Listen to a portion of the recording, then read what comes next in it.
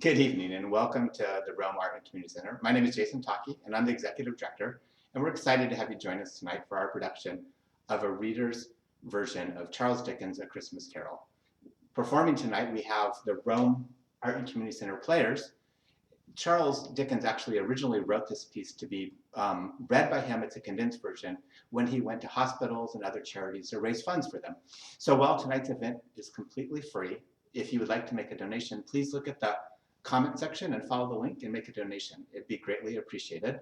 And so without further ado, I'd like to introduce Bill Fahey, who's one of our board members. He's going to tell you a little bit more about tonight's production and introduce you to the rest of the players. Have a wonderful evening. Thank you.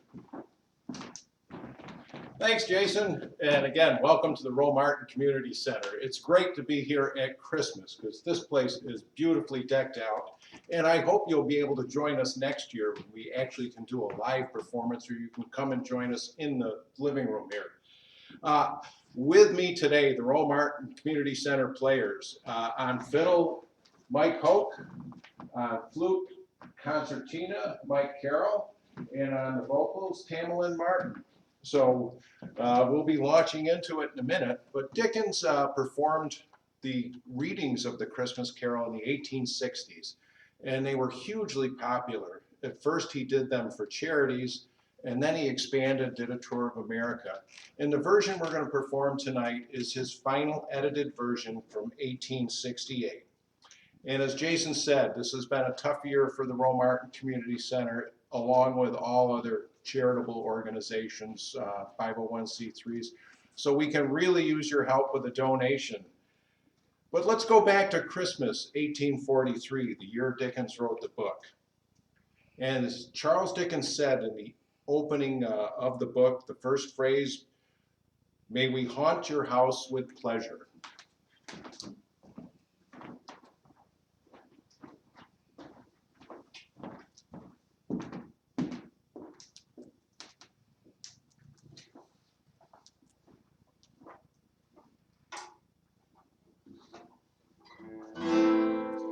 God rest ye merry gentlemen, let nothing you dismay.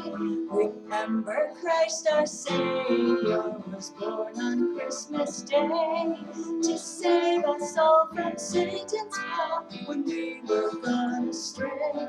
Oh, tidings of comfort and joy, comfort and joy. Oh, tidings of comfort and joy.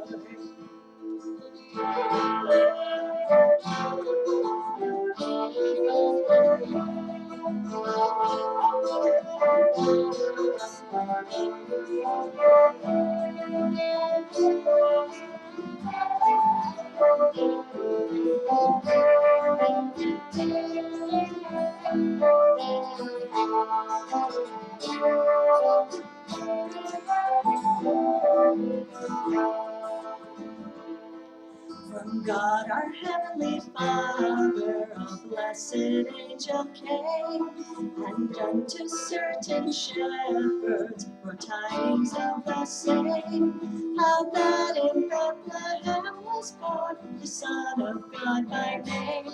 Oh, tidings of comfort and joy, comfort and joy. Oh, tidings of comfort and joy.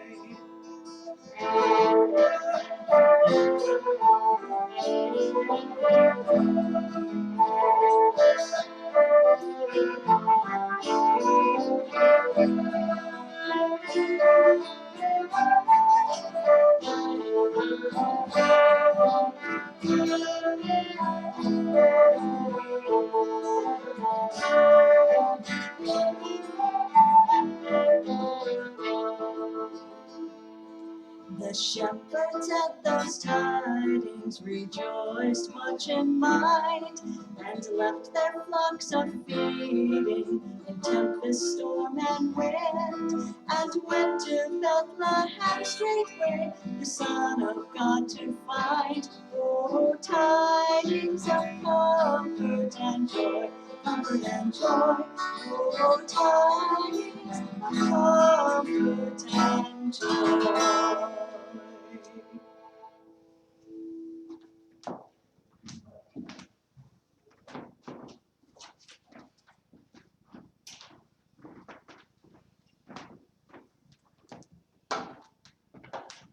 Marley was dead to begin with. There was no doubt whatever about that. The register of his burial was signed by the clergyman, the clerk, the undertaker, and the chief mourner. Scrooge signed it, and Scrooge's name was good for anything he chose to put his hand to. Scrooge knew he was dead. How could it be otherwise? Scrooge and he were partners for many years. Scrooge was his sole executor, his sole administrator, his sole assign, his sole friend, his sole mourner. Scrooge never painted out old Marley's name, however. There it stood, years afterward, above the warehouse door. Scrooge and Marley. Oh, but he was a tight-fisted hand at the grindstone, was Scrooge. A squeezing, wrenching, grasping, scraping, clutching, covetous old sinner. External heat and cold had little influence on him. No warmth could warm, no cold could chill him. Nobody ever stopped him in the street to say, "My dear Scrooge, how are you?" No beggars implored him to bestow a trifle. No children asked him the time. But what did Scrooge care? It was the very thing he liked, to edge his way along the crowded paths of life, warning all human sympathy to keep its distance. Once upon a time, upon a Christmas Eve, old Scrooge sat busy in his counting house. "A Merry Christmas, Uncle! God save you!" cried a cheerful voice. It was the voice of Scrooge's nephew, who came upon him so quickly that this was his first intimation Scrooge had of his approach. "Bah! Humbug!" said Scrooge. "Christmas a humbug, Uncle! You don't mean that, I am sure." "I do. What's Christmas time to you but a time for paying bills without money? A time for finding yourself a year older and not an hour richer. If I had my will, every idiot who goes about with Merry Christmas on his lips should be boiled in his own pudding and buried with a stake of holly through his heart. He should." "Uncle!" "Nephew, keep Christmas in your own way and let me keep it in mine." "Keep it? But you don't keep it." "Let me leave it alone then. Much good may it do you. Much as it ever done you. There are many things from which I might have derived good, by which I have not profited, I dare say, Christmas among the rest. But I'm sure I've always thought of Christmas time when it has come round as a good time, a kind, forgiving, charitable, pleasant time. The only time I know of in the long calendar of the year when men and women open their shut-up hearts freely, and to think of people below them as if they really were fellow travelers, and not another race of creatures bound on other journeys. And therefore, Uncle, though it has never put a scrap of gold or silver in my pocket, I believe that it has done me good, and will do me good, and I say God bless it." The clerk in the tank involuntarily applauded. "Let me hear another sound from you," said Scrooge, "and you'll keep your Christmas by losing your situation. You're quite a powerful speaker, sir," he added, turning to his nephew. "I wonder you don't go into Parliament." "Don't be angry, Uncle. Come dine with us tomorrow." Scrooge said that he would see him. Yes, indeed, he went the whole length of the expression and said he would see them in that extremity down below first. "Nay, Uncle, but you never came to see me before that happened. Why give it as a reason for not coming now? Good afternoon." "I want nothing from you. I ask nothing of you. Why cannot we be friends? Good afternoon." "I am sorry with all my heart to find you so resolute. We have never had any quarrel to which I have been a party, but I have made the trial and homage to Christmas, and I'll keep my Christmas humor to the last. So a Merry Christmas, Uncle. Good afternoon. And a Happy New Year. Good afternoon." His nephew left the room without an angry word notwithstanding. The clerk, in letting Scrooge's nephew out, had let two other people in. They were portly gentlemen, pleasant to behold, and now stood with their hats off in Scrooge's office. They had books and papers in their hands and bowed to him. "Scrooge and Marley's, I believe," said one of the gentlemen, referring to his list. Have I the pleasure of addressing Mr. Scrooge or Mr. Marley? Mr. Marley has been dead these 7 years. He died 7 years ago this very night. At this festive season of the year, Mr. Scrooge, said the gentleman, taking up a pen, it is usually more desirable that we should make some slight provision for the poor and destitute who suffer greatly at the present time. Many thousands are in want of common necessities. Hundreds of thousands are in want of common comforts. Are there no prisons? Plenty of prisons, but under the impression that they scarcely furnish Christian cheer of mind and body, a few of us are endeavoring to raise a fund to buy the poor some meat and drink and means of warmth. What shall I put you down for? Nothing. You wish to be anonymous. I wish to be left alone. Since you ask me what I wish, gentlemen, that is my answer. I don't make merry myself at Christmas, and I can't afford to make idle people merry. I help to support the prisons and the workhouses. They cost enough, and those who are badly off must go there. Many can't and would rather die. If they would rather die, they had better do it and decrease the surplus population. At length the hour of shutting up the Countess' house arrived. You'll want all day tomorrow, I suppose. If quite convenient, sir. It is not convenient, and it is not fair. If I was to stop half a crown for it, you'd think yourself mightily ill-used. Yes, sir. And yet you don't think me ill-used when I pay a day's wages for no work. It's only once a year, sir. A poor excuse for picking a man's pocket every 25th of December. But I suppose you must have the whole day. Be here all the earlier tomorrow.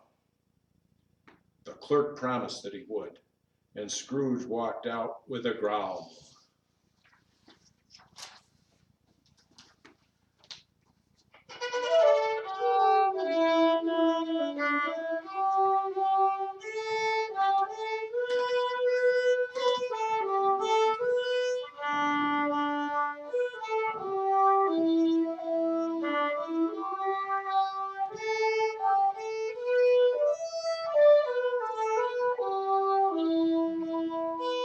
Scrooge took his dinner in his usual melancholy tavern, and having read all the newspapers, went home to bed. He lived in chambers which had once belonged to his deceased partner.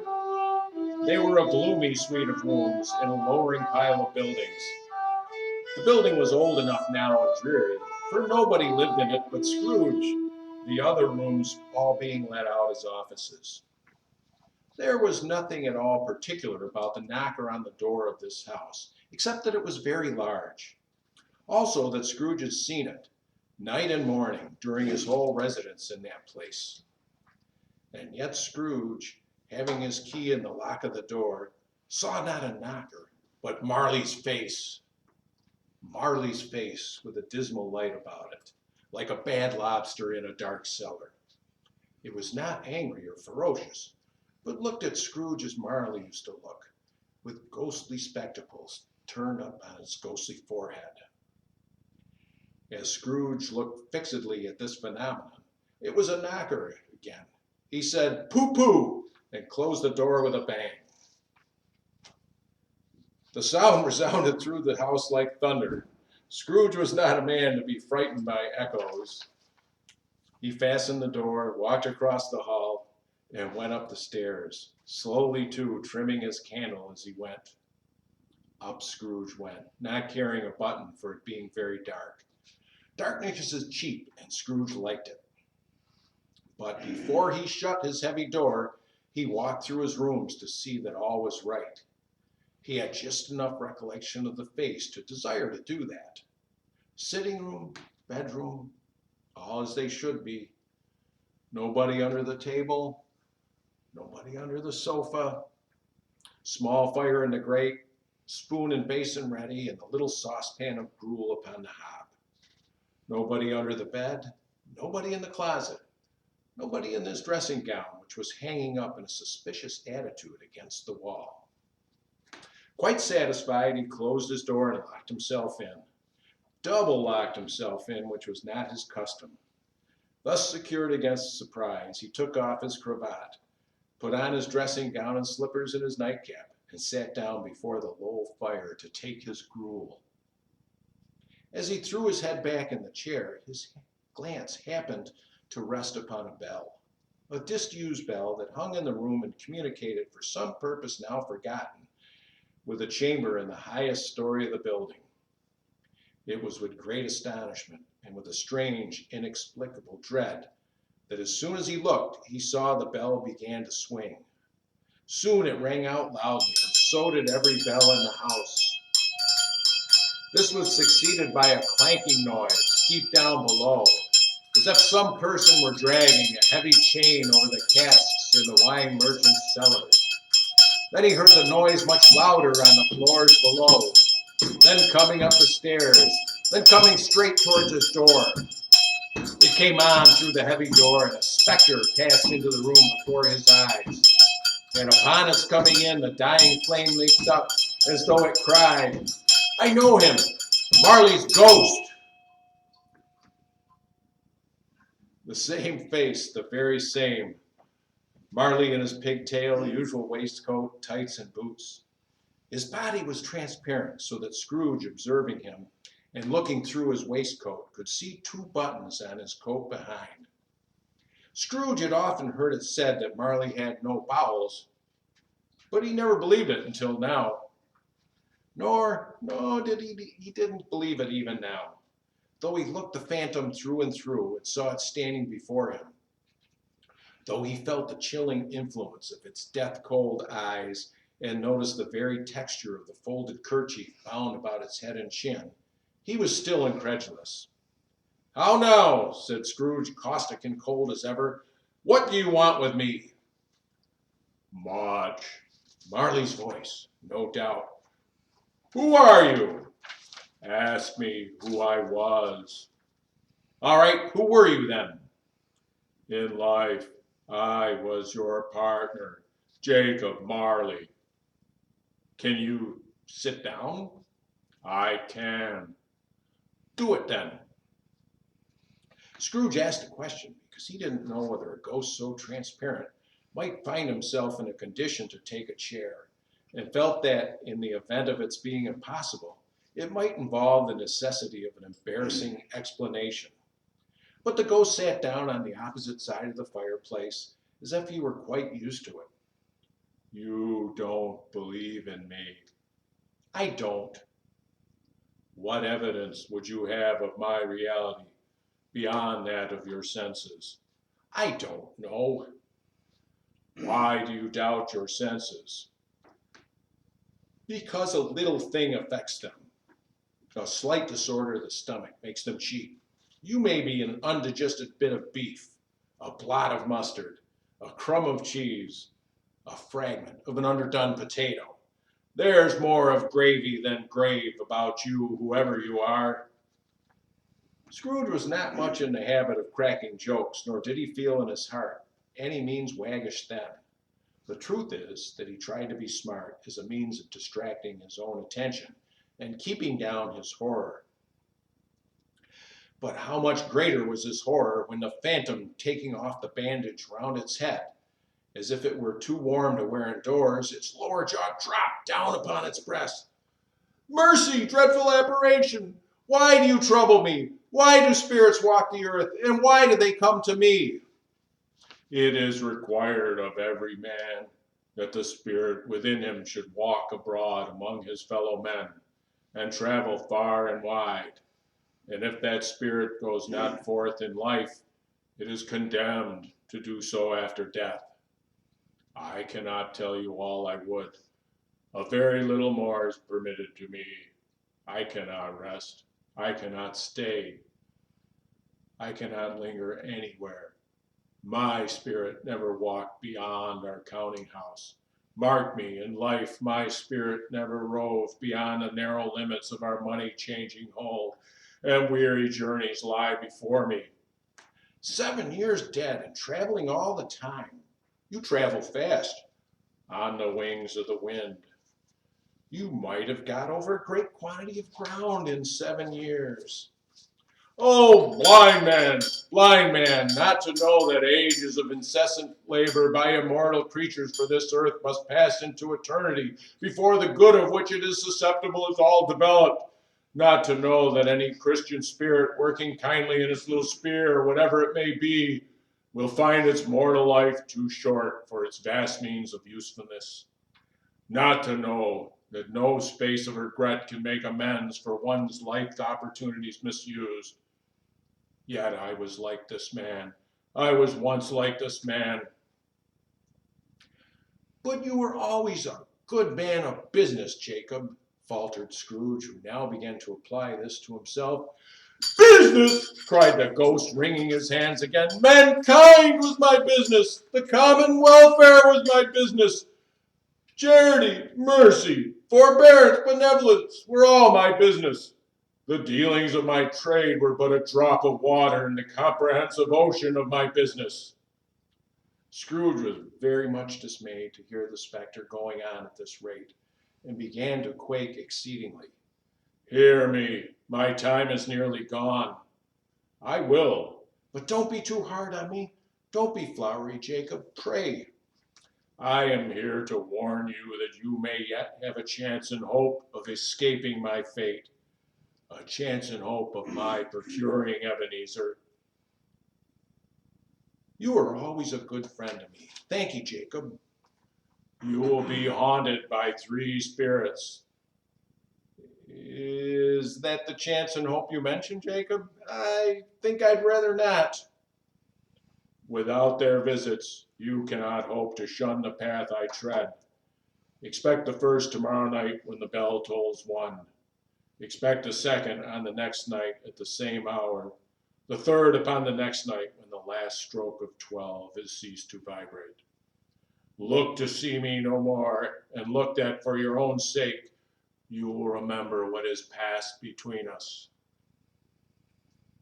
It walked backward from him, so that every step it took, the window raised a little, so that when the apparition reached it, it was wide open. Scrooge closed the window and examined the door by which the ghost had entered. It was double locked, as he had locked it with his own hands, and the bolts were undisturbed. Scrooge tried to say humbug, but stopped at the first syllable. And being from the emotion he had undergone, or the fatigues of the day, or his glimpse of the invisible world, or the dull conversation of the ghost, or the lateness of the hour, much in need of repose, he went straight to bed without undressing and fell asleep on the instant.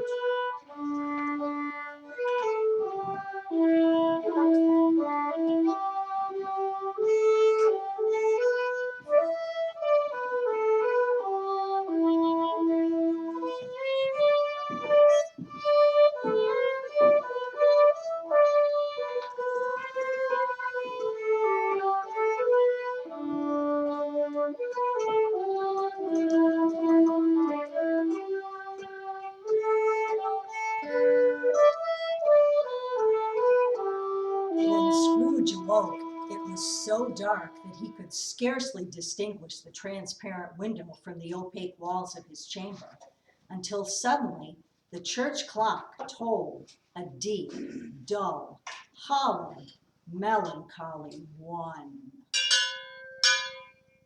Light flashed up in the room upon an instant, and the curtains of his bed were drawn aside by a strange figure, like a child, yet not so like a child as like an old man.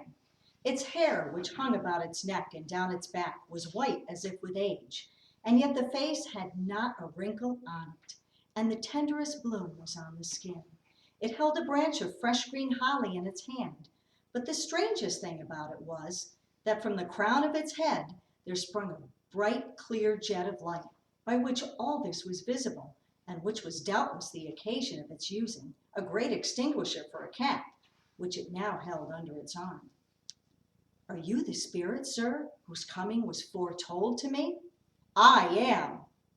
Who and what are you? I am the ghost of Christmas past. Long past? No, your past. The things that you will see with me are shadows of the things that have been. They will have no consciousness of us. Scrooge then made bold to inquire what business brought him there. Your welfare, rise and walk with me. It would have been in vain for Scrooge to plead that the weather and the hour were not adapted to pedestrian purposes, that the bed was warm and the thermometer a long way below freezing, that he was clad but lightly in his slippers, dressing gown, and a nightcap, and that he had a cold upon him at that time. The grasp, though gentle as a woman's hand, was not to be resisted.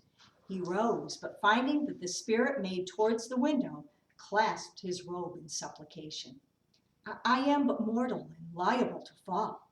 Bear but a touch of my hand, said the spirit, laying it upon his heart, and you shall be upheld in more than this. As the words were spoken, they passed through the wall and stood in the busy thoroughfares of a city. It was made plain enough by the dressing of the shops that here too it was Christmas time.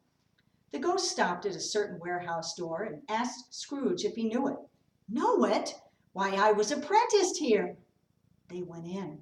At sight of an old gentleman in a Welsh wig sitting behind such a high desk that if he'd been 2 inches taller, he must have knocked his head against the ceiling. Scrooge cried in great excitement, Why, it's old Fezziwig! Bless his heart! It's Fezziwig alive again! Old Fezziwig laid down his pen and looked up at the clock, which pointed to the hour of 7. He rubbed his hands, adjusted his waistcoat, and laughed all over himself, from his shoes to his organs of benevolence, and called out in a comfortable, rich, fat, jovial voice, Yo-ho there! Ebenezer, Dick.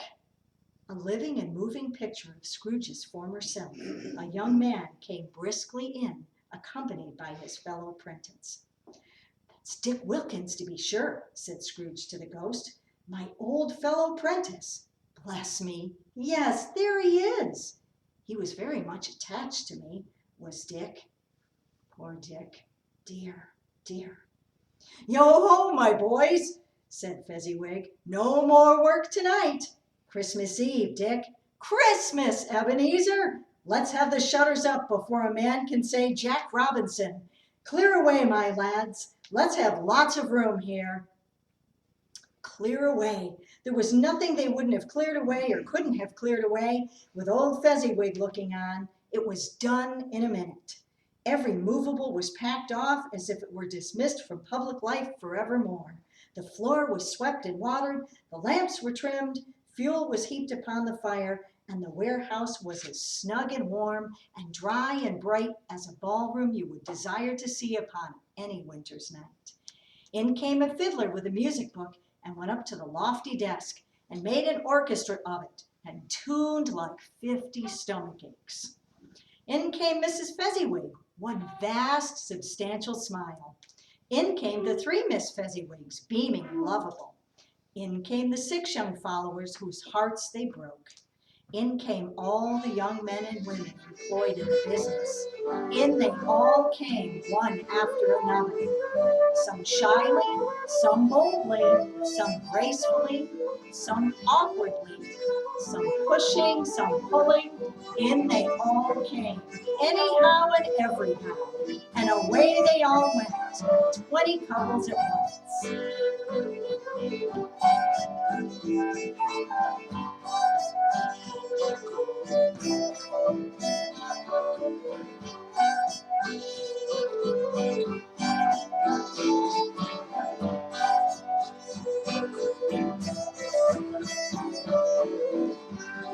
Old Fezziwig, clapping his hands to stop the dance, cried out, Well done! And the fiddler plunged his hot face into a pot of porter, especially provided for that purpose.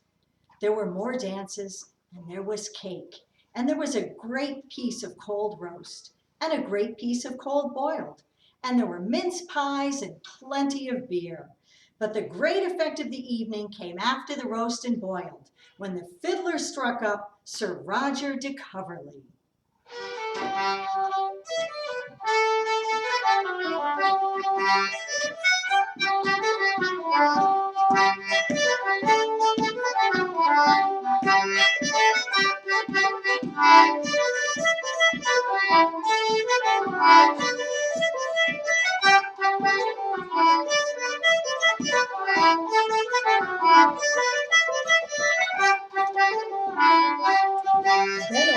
Fezziwig stood out to dance with Mrs. Fezziwig.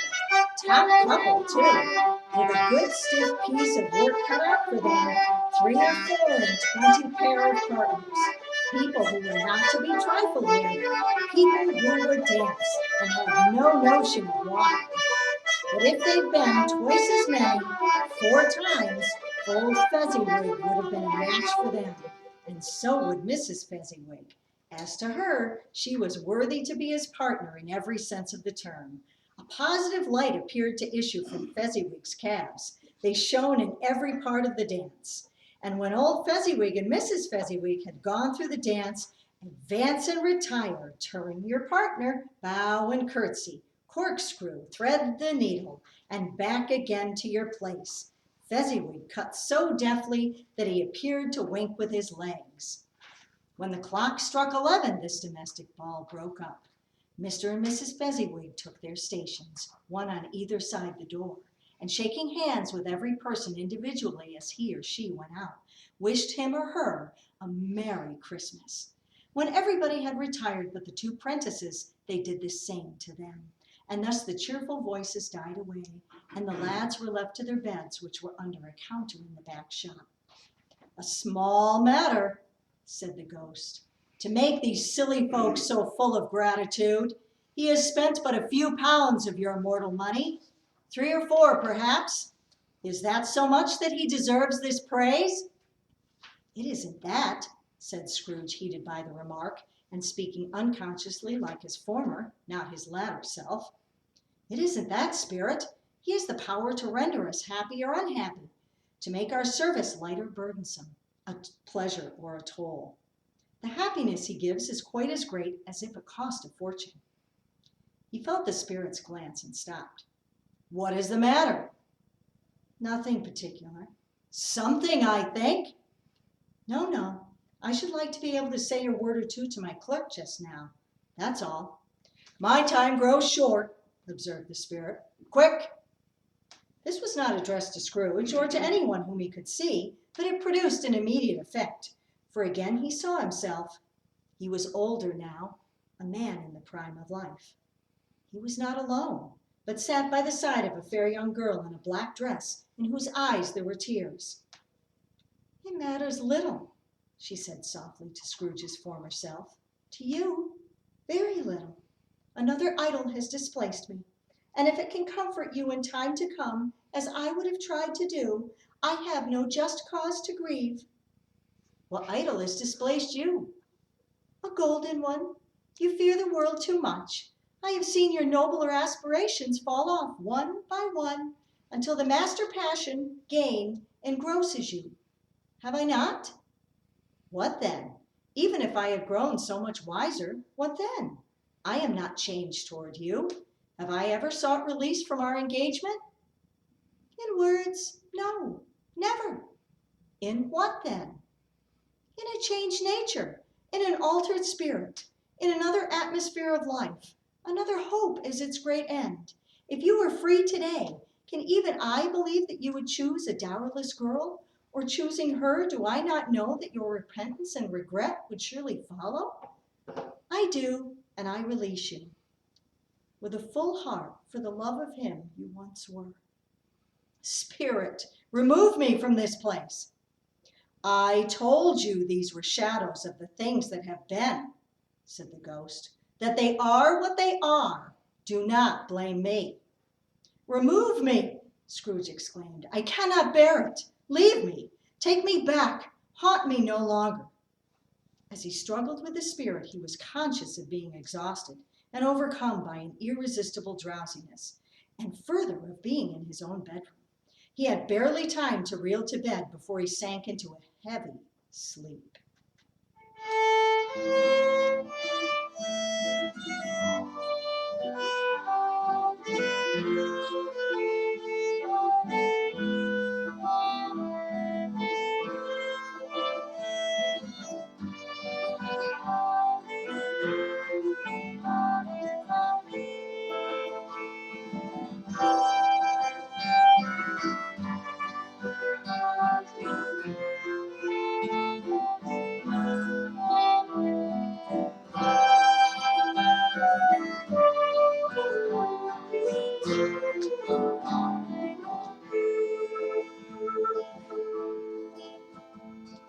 child is this who lay to rest on Mary's lap is sleep? Whom angels greet with anthems sweet, while shepherds watch are keeping. This is Christ the King, whom shepherds guard and angels sing. Haste, haste to bring him word, the babe, the Son of Mary.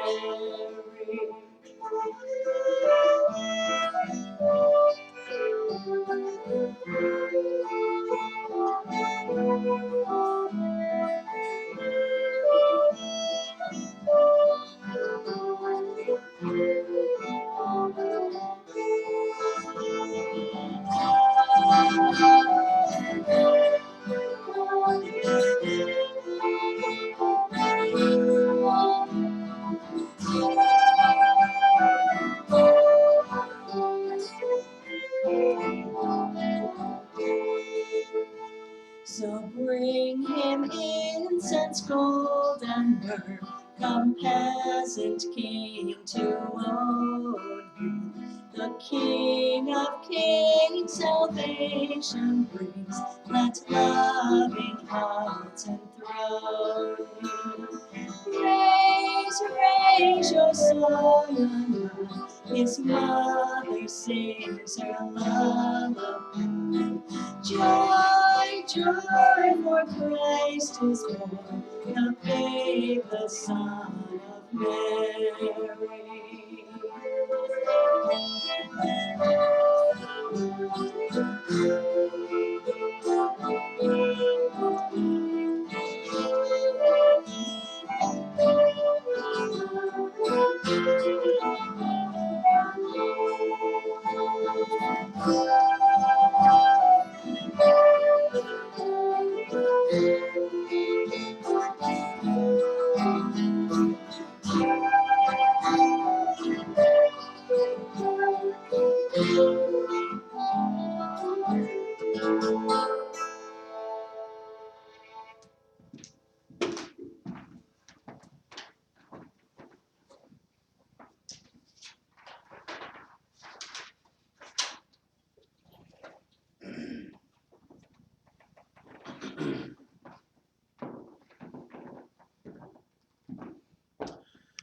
Scrooge awoke in his bedroom, but it and his own adjoining sitting room, into which he shuffled in his slippers.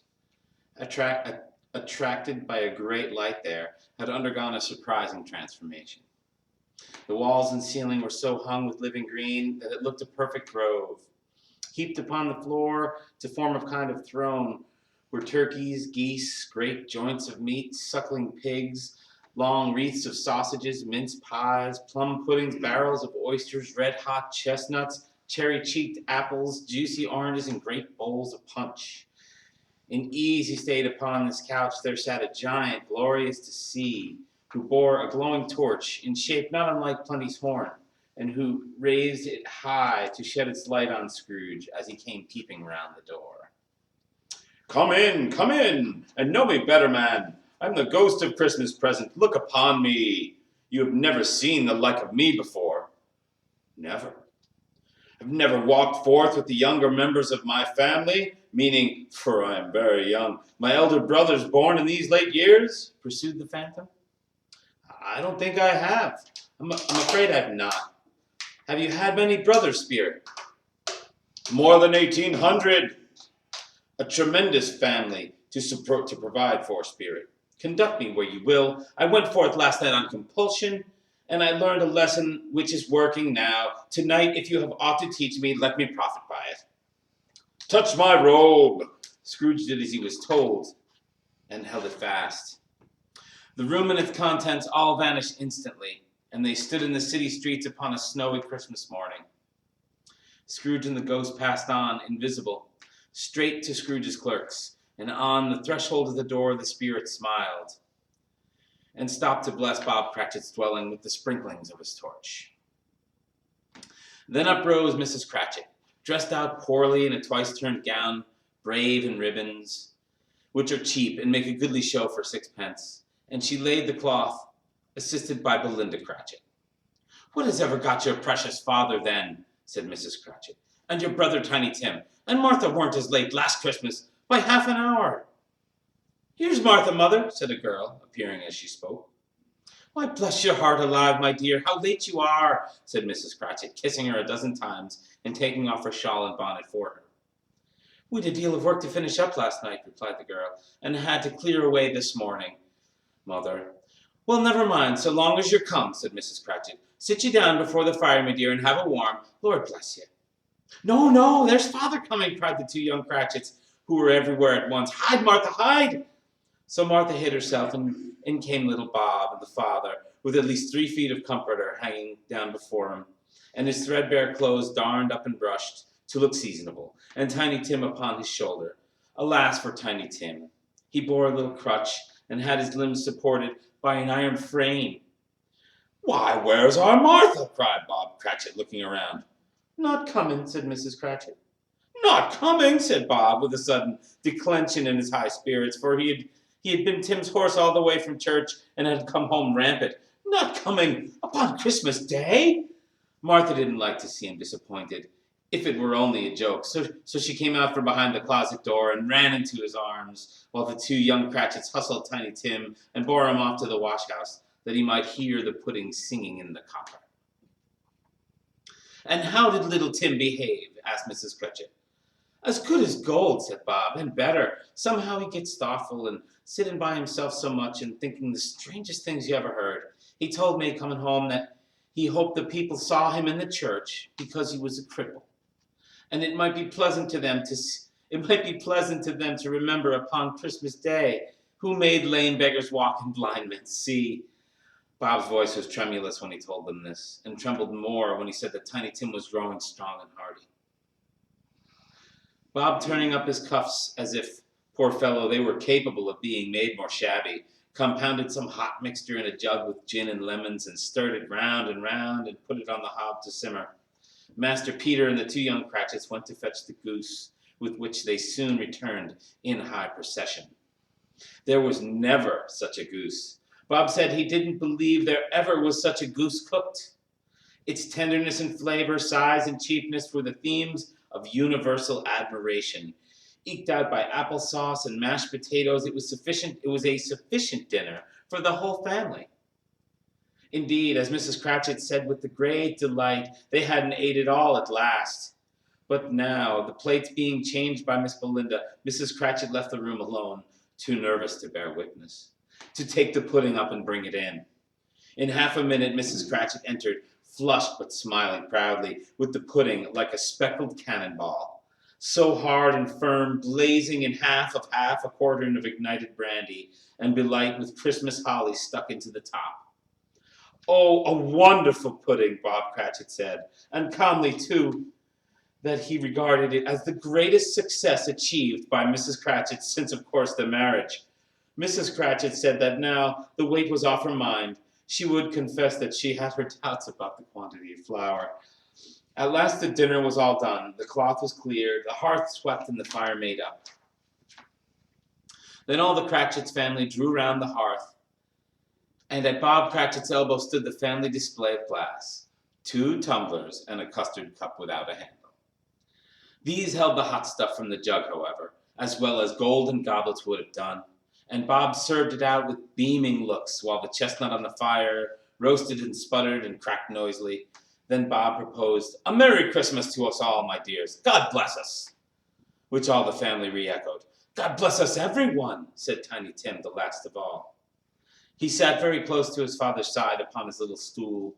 Bob held his withered little hand as if he loved the child, and wished to keep him by his side, and dreaded that he might be taken from him. "Mr. Scrooge," said Bob. "I'll give you Mr. Scrooge, the founder of the feast." Scrooge raised his head speedily on hearing his own name. "The founder of the feast, indeed," cried Mrs. Cratchit, reddening. "I wish I had him here. I'd give him a piece of my mind to feast upon, and I hope he'd have a good appetite for it." "My dear," said Bob, "the children! Christmas Day!" "It should be Christmas Day, I'm sure," she said. on which one drinks the health of such an odious, stingy, hard, unfeeling man as Mr. Scrooge. You know he is, Robert. Nobody knows it better than you, poor fellow. My dear, was Bob's mild answer. Christmas Day. I'll drink his health for your sake in the day, said Mrs. Cratchit. Not for his. Long life to him, a Merry Christmas and Happy New Year. He'll be very merry and very happy, I have no doubt. The children drank the toast after her. It was the first of their proceedings which had no heartiness in it. Tiny Tim drank it last of all, but he didn't care twopence for it. Scrooge was the ogre of the family. The mention of his name cast a dark shadow on the party, which was not dispelled for a full 5 minutes. All this time the chestnuts in the jug went round, and by they had a song from Tiny Tim, who had a plaintive little voice, and sang it very well indeed.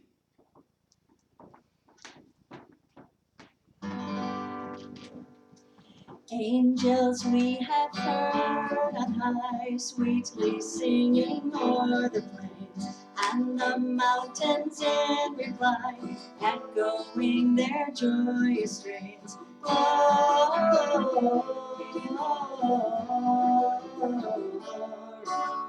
In excelsis Deo,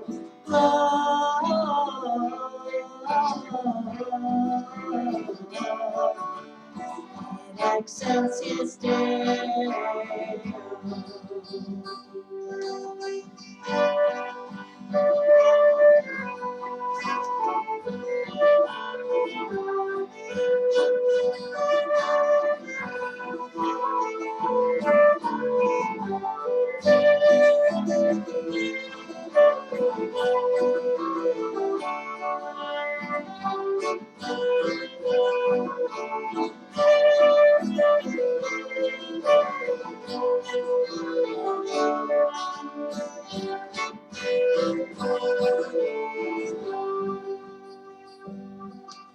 Shepherds, why this jubilee? Why your joyous strains prolong? What the gladsome tidings be, which inspire your heavenly song?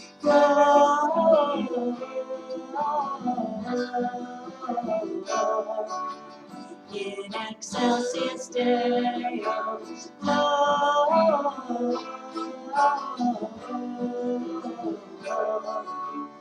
in excelsis Deo.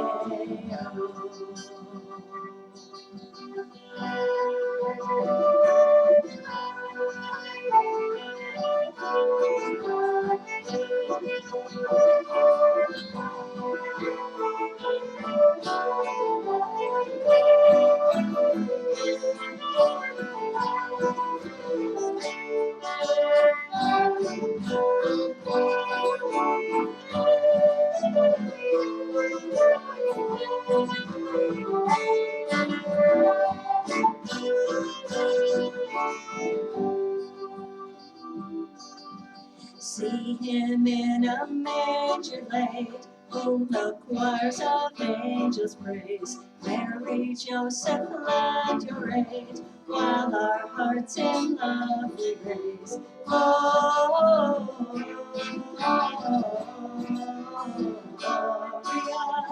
in excelsis Deo. Gloria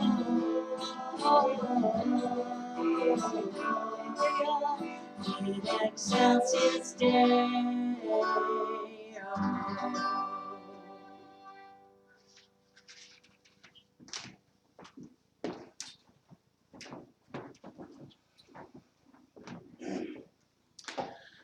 There was nothing of high mark in this.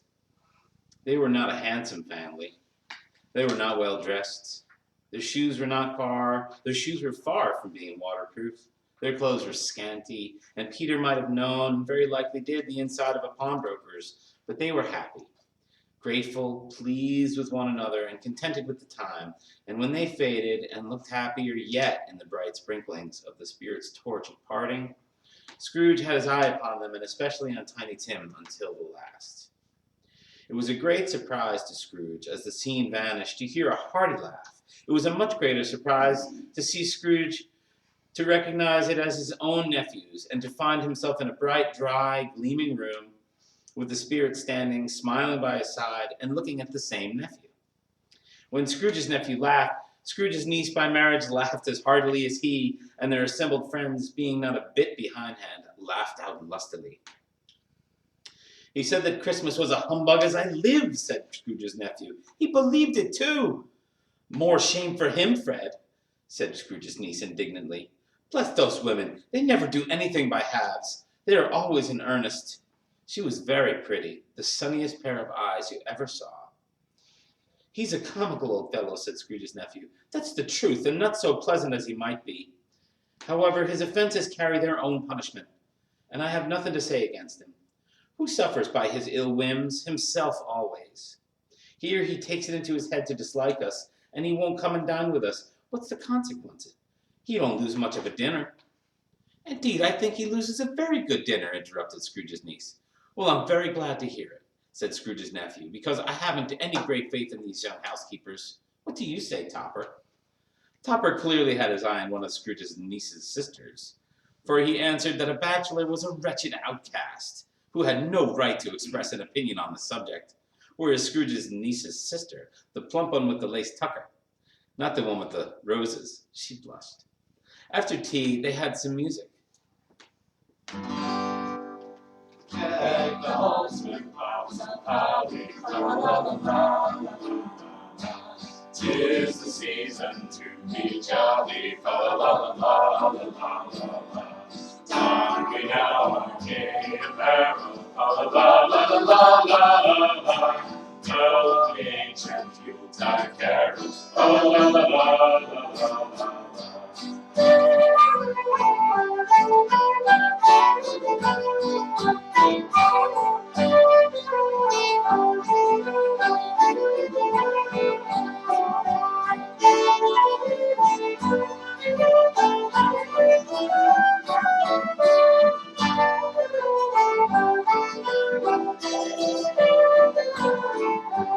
See the blazing new before us, la la la la la la la.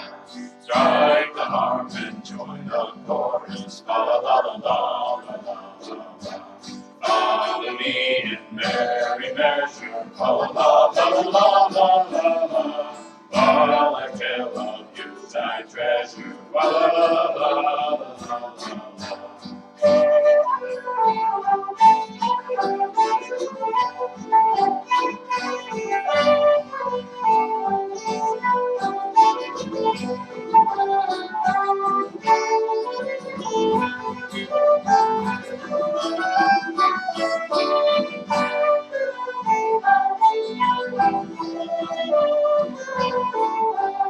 That's the way the old year passes, la la la la la la la. Hail the new year, lads and lasses, la la la la la la la. Sing we joyous all together, la la la la la la la la. Heedless of the wind and weather, la la la la la la la la.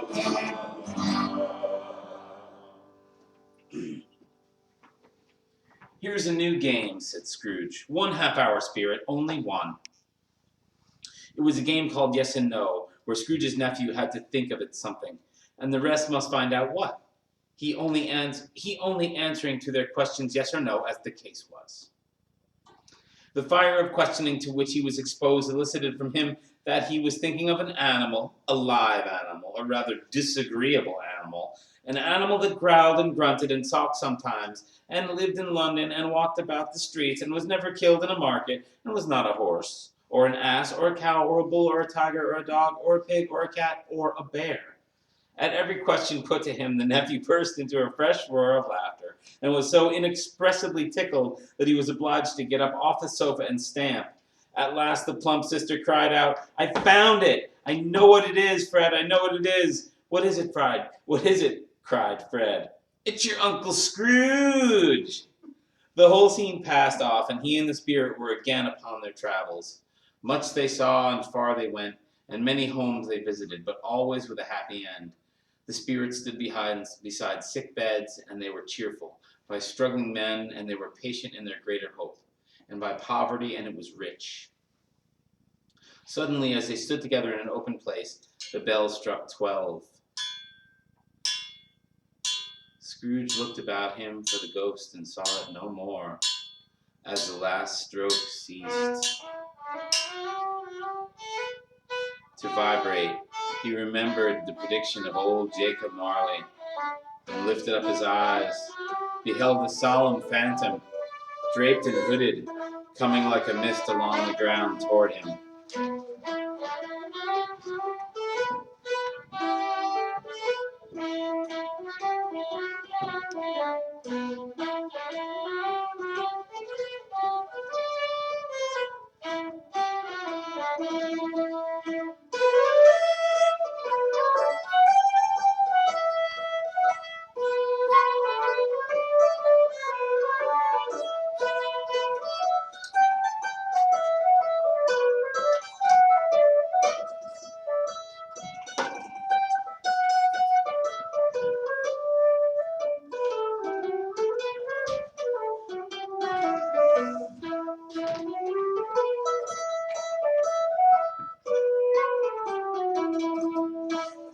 The phantom slowly, gravely, silently approached. When it came near him, Scrooge bent down upon his knee, for in the air through which this spirit moved, it seemed to scatter gloom and mystery. It was shrouded in a deep black garment which concealed its head, its face, its form, and left nothing of it visible save one outstretched hand. He knew no more, for the spirit neither spoke nor moved. I am in the presence of the ghost of Christmas yet to come, ghost of the future. I fear you more than any specter I have seen. But as I know your purpose is to do me good, and as I hope to live to be another man from what I was, I am prepared to bear your company and to do it with a thankful heart. Will you not speak to me? It gave him no reply. The hand was pointed straight before them. Lead on, lead on. The night is waning fast, and it is precious time to me, I know. Lead on, spirit.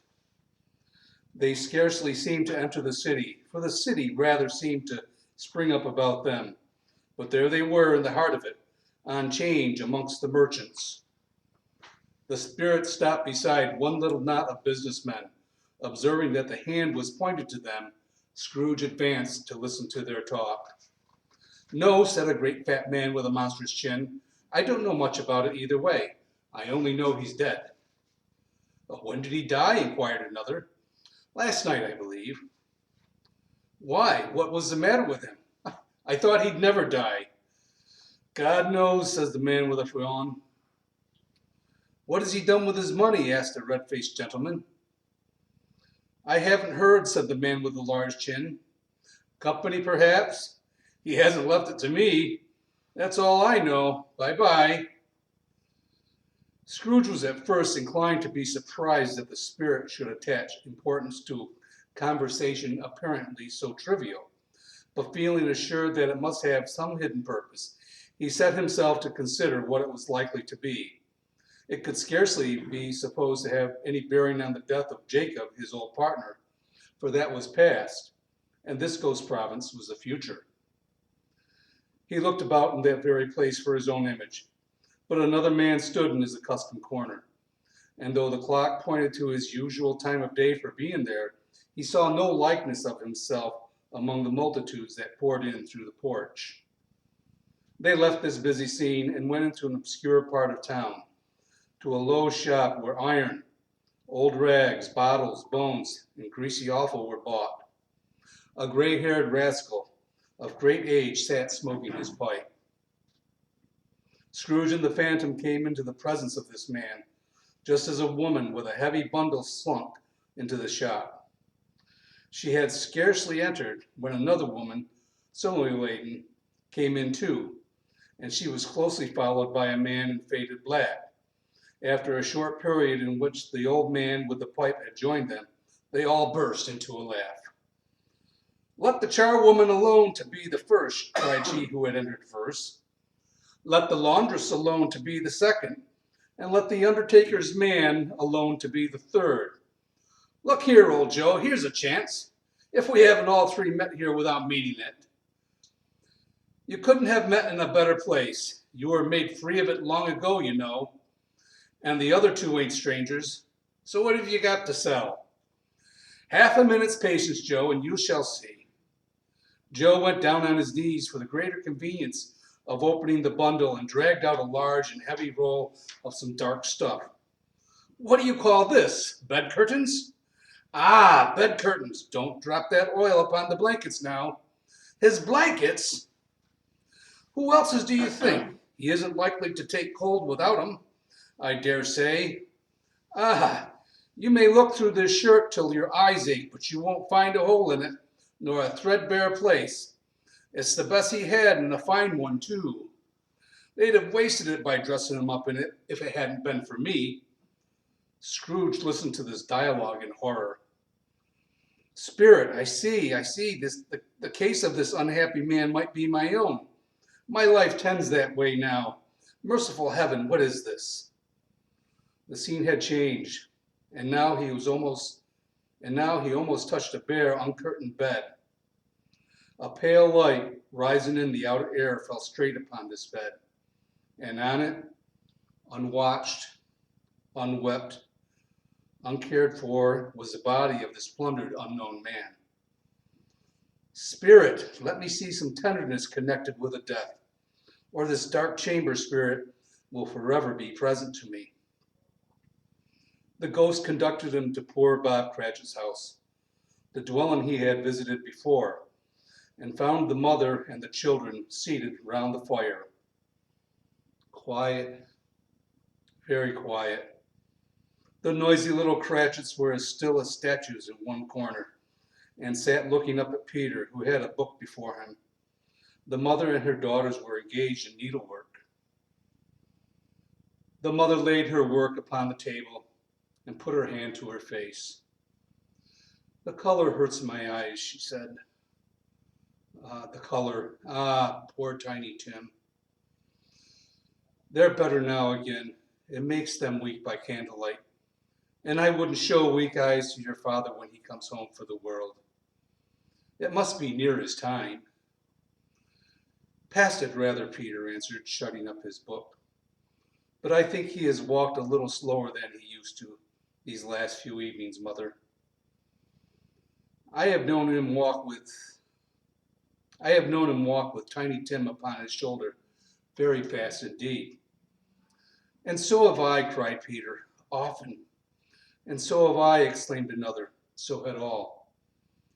But he was very light to carry, and his father loved him so that it was no trouble. No trouble. And there's your father at the door. Bob was very cheerful with them and spoke pleasantly to all the family. He looked at the work upon the table and praised the industry and speed of Mrs. Cratchit and the girls. They would be done long before Sunday, he said. Sunday? You went today then, Robert? Yes, my dear, returned Robert. I wish you could have gone. It would have done you good to see how green a place it is. But you'll see it often. I promised him that I would walk there on a Sunday. My little child. My little child. He broke down all at once. He couldn't help it. If he could have helped it, he and his child would have been farther apart, perhaps, than they were. Spectre, said Scrooge, something informs me that our parting moment is at hand. I know it, but I know not how. Tell me what that man was, with the covered face whom we saw lying dead. The ghost of Christmas yet to come conveyed him to a dismal, wretched, ruinous churchyard. The spirit stood among the graves and pointed down to one. Before I draw nearer to that stone to which you point, answer me one question. Are these the shadows of the things that will be, or are they the shadows of things that may be only? Still, the ghost pointed downward to the grave by which it stood. Men's courses will foreshadow certain ends to which, if persevered in, they must lead. But if the courses be departed from, the ends will change. Say it is thus with what you show me. The spirit was as immovable as ever. Scrooge crept towards it, trembling as he went, and following the finger read upon the stone of the neglected grave his own name, Ebenezer Scrooge. Am I that man who lay upon the bed? No, spirit, oh no, spirit, hear me. I am not that man I was. I will not be the man I must have been but for this intercourse. Why show me this, if I am past all hope? Assure me that I yet may change these shadows you have shown me by an altered life. For the first time the hand faltered. I will honor Christmas in my heart, and try to keep it all the year. I will live in the past, the present, and the future. The spirits of all three shall strive within me.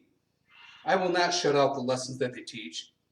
Tell me I may sponge away the writing on this stone. Holding up his hands in one last prayer to have his fate reversed, he saw an alteration in the phantom's hood and dress. It shrunk, collapsed, and dwindled down into a bedpost. Yes, and the bedpost was his own. The bed was his own, the room was his own. Best and happiest of all, the time before him was his own to make amends in.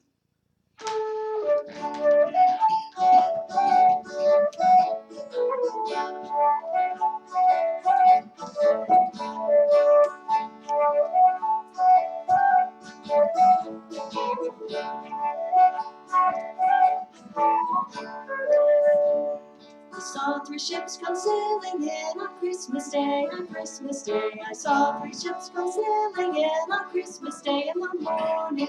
And what was in those ships on three on Christmas Day, on Christmas Day? And what was in those ships on three on Christmas Day in the morning?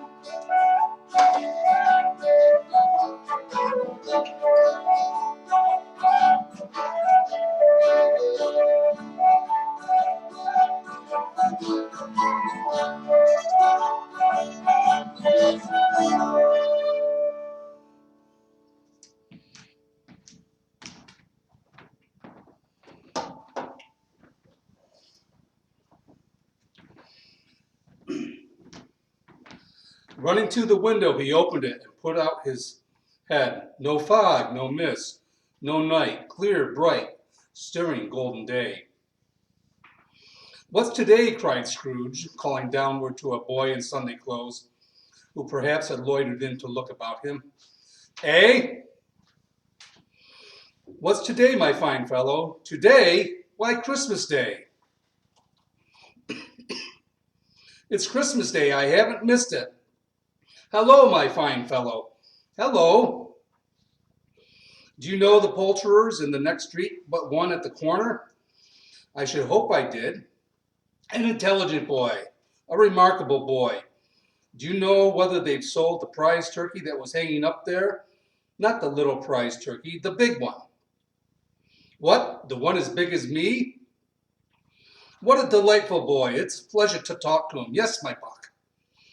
It's hanging there now. Is it? Go and buy it. Walker, exclaimed the boy. No, I am in earnest. Go and buy it, and tell them to bring it here, that I may give them the direction where to take it. Come back with the man, and I'll give you a shilling. Come back with him in less than 5 minutes, and I'll give you half a crown. The boy was off like a shot. I'll send it to Bob Cratchit's. He shan't know who sends it. It's twice the size of Tiny Tim. Scrooge dressed himself all in his best, and at last got out into the streets. The people were by this time pouring forth, as he had seen them with the ghosts of Christmas present. And walking with his hands behind him, Scrooge regarded every one with a delighted smile. In the afternoon, he turned his steps towards his nephew's house. He passed the door a dozen times before he had the courage to go up and knock, but he made a dash and did it. Is your master at home, my dear? Said Scrooge to the girl. Yes, sir. "Oh, where is he, my love?" "He's in the dining room, sir, with his mistress." "He knows me," said Screw, with his hand already on the dining room lock. "I'll go in there, my dear." "Fred!" "Why, bless my soul," cried Fred, "who's that?" "It is I, your Uncle Scrooge. I have come to dinner.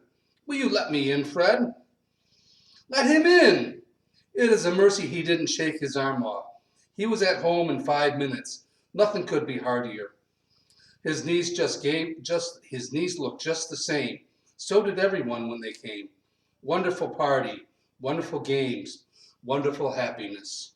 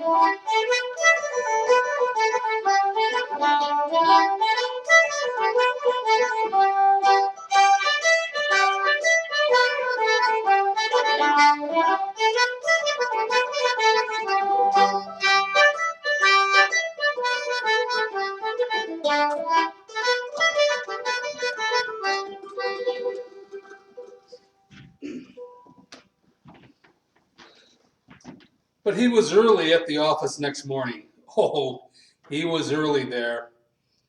If he could only be there first and catch Bob Cratchit coming late, that was the thing he had his heart set upon. And he did it. The clock struck 9, no Bob. A quarter past, no Bob.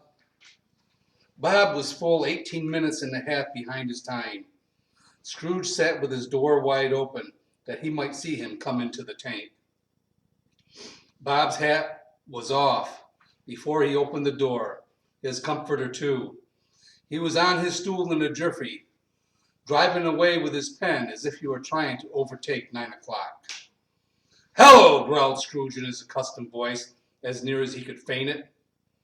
"What do you mean by coming here at this time of day?" "I am very sorry, sir. I am behind my time." "You are? Yes, I think you are. Step this way, if you please." "It's only once a year, sir. It shall not be repeated. I was making rather merry yesterday, sir." "Now I'll tell you what, my friend. I am not going to stand this sort of thing any longer. And therefore," Scrooge continued, "and therefore I am going to raise your salary." Bob trembled and got a little nearer to the ruler. "A Merry Christmas, Bob," said Scrooge, with an earnestness that could not be mistaken as he clasped him on the back. "A merrier Christmas, Bob, my good fellow, that I have given you for many a year. I'll raise your salary and endeavor to assist your struggling family, and we will discuss your affairs this very afternoon over a Christmas bowl of punch. Bob, make up the fires and buy a second coal scuttle before you dot another I, Bob Cratchit."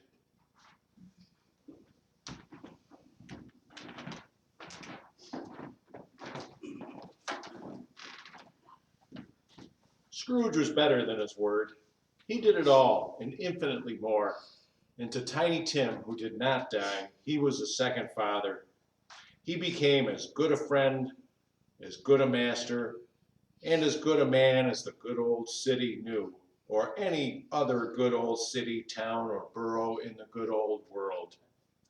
He had no further intercourse with spirits, and it was always said of him that he knew how to keep Christmas well, if any man alive possessed the knowledge. May that truly be said of us and all of us. And so, as Tiny Tim observed, God bless us, everyone.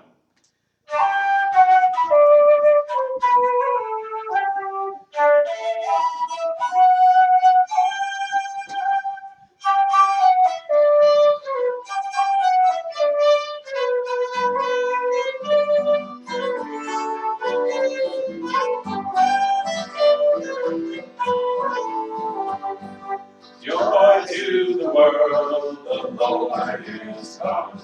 Let earth receive her King.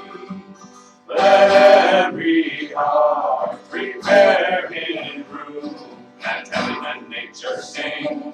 And heaven and nature sing. And heaven and nature sing.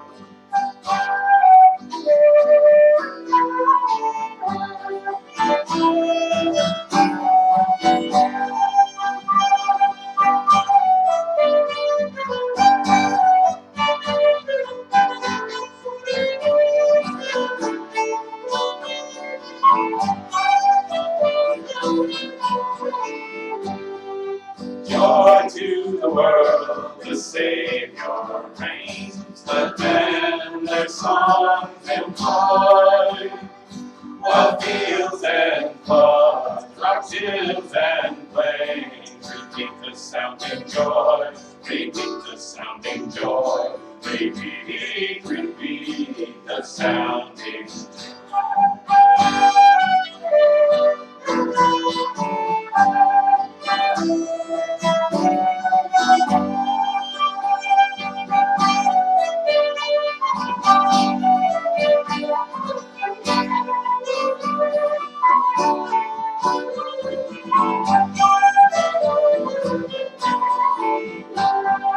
He rules the world in truth and grace, and makes the nations rule. The glories of his righteousness, and wonders of his love, and wonders of his love, and wonders of his love.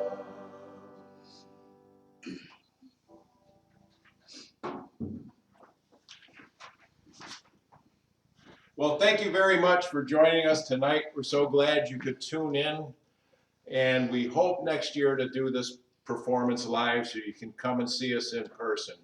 And on behalf of our Rome Martin Community Center players, again, Mike Hoke on the fiddle, Mike Carroll on the flute and concertina, Tamlin Martin on the vocals, and all of us as readers. I'm Bill Fay. Good night and Merry Christmas to all. Merry Christmas. Merry Christmas.